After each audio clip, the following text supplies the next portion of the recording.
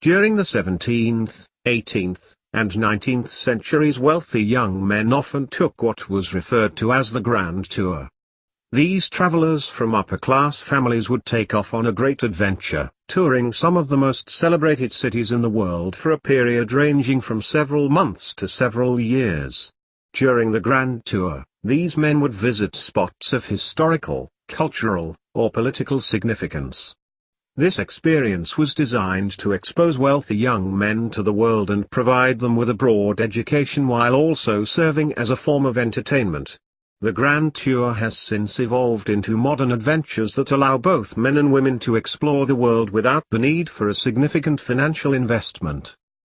During the 17th century, the concept of the Grand Tour was largely limited to young men from Britain, who would hire a coach and travel throughout the continent.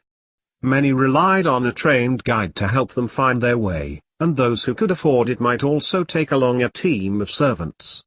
As the popularity of this trend grew, men from other parts of Europe began to take part. By the 18th century, even men from North and South America were heading off on grand tours of their own. The widespread availability of trains and steamships during the 19th century helped to make travel more accessible, allowing even more people to take part in this tradition of travel.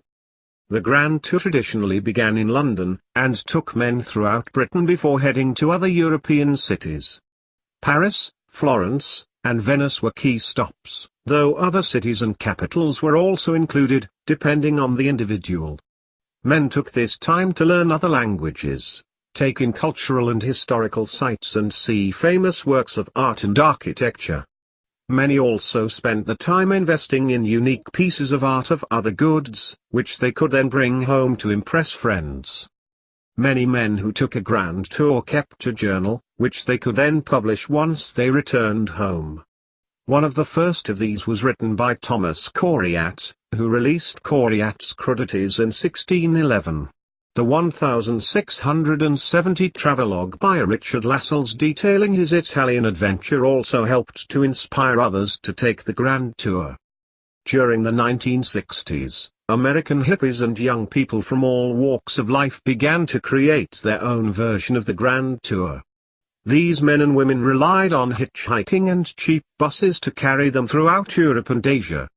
Today, this tradition has evolved into a gap year, where students take a year off after earning a college or university degree to tour the world.